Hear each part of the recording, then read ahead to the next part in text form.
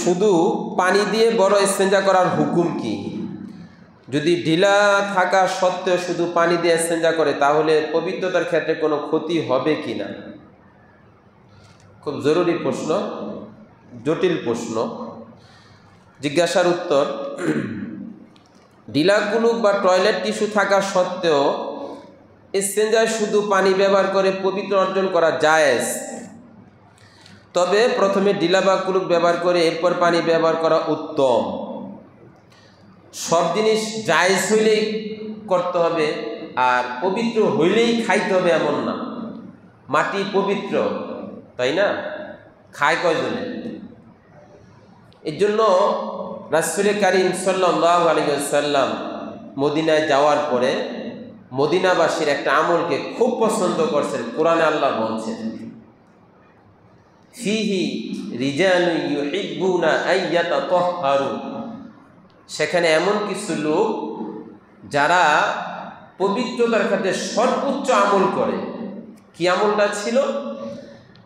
ইস্তেঞ্জার পরে আগে ঢিলা কুলুক ব্যবহার করে এরপরে পানি ব্যবহার করা। এটাকে আল্লাহ পছন্দ করেন এবং এটা নবীর আদর্শ, সুন্নাত। এখন আমাদের মধ্যে অনেক লোক আছে যারা এই ঢিলা কুলুককে ডাইরেক্ট অস্বীকার করে। কি করে? অস্বীকার করে।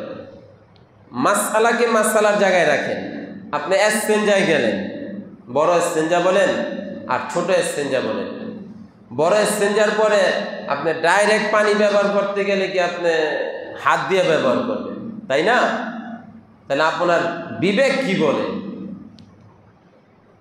আপনার বিবেক কি বলে? বলেন নাপাক, সর্বোচ্চ নাপাক। তো ইস্তেঞ্জা করে যদি পানি ব্যবহারের মাধ্যমে আপনি তুষ্ট থাকেন তাহলে ডাইরেক্ট হাতটাকে কিসের উপর চালাই দিলেন? আপনি শুধু পানি ব্যবহার করা জায়েজ, কেউ অস্বীকার করে না, কিন্তু আপনার উচিত রাসূলের আদর্শ, সাহাবায়ে কেরামের আদর্শ। আমরা গ্রামও দেখছি এই যে মাটি দ্বারা কুলুক বানাই ব্যবহার করা হতো, সেটা না হয় বর্তমান যেটা আছে সেটা করেন। এরপরে ইস্তেঞ্জার পরে টিস্যু ব্যবহার অনেকেই করে না। আপনি নিজের দ্বারা পরীক্ষা করেন, ইস্তেঞ্জা করার পরে যদি পেশাব ঝরে তা আপনি নামাজই হবে না। ইস্তেঞ্জা করার পর যদি পেশাব ঝরে তাহলে কি হবে না? নামাজ হবে না। এক বালতি পানি ঢালার পরে আবার এটারে খাড়া করেন, দেখেন আবার নিচে জমে গেছে। মানুষের এই পাকস্থলী থেকে পেশাব বের হওয়া পর্যন্ত কোনো চাবি সিস্টেম নাই।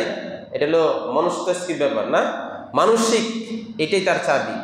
অনেক পেশাব ধরছে, ব্যক্তি পেশাবে বসে নাই, তারপর পেশাব বের হয় না। জায়গা মতো গিয়া বসছে, এরপরে সে মানসিকভাবে তৈরি হয়েছে, সেখান থেকে পেশাব বের হইতেছে। সুতরাং শেষ নিষ্কাশন যেটা, সেটা আপনার পবিত্রতার মাধ্যমে করেন। হ্যাঁ, আপনি সবার সামনে এই 1 নম্বর দইরা হাঁটাহাঁটি করবেন, এটা দরকার নাই।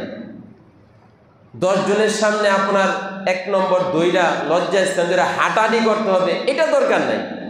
যতটুকু করলে আপনার ইতমিনান হন যে এখন আর পেশাব বের হবে না, ওই পরিমাণ আপনার পেশাবের জন্য ইস্তেঞ্জার পরে ঢিলা কুলুক ব্যবহার করা চাই, জরুরি। আল্লাহ আমাদেরকে আমল করার তৌফিক দান করুন।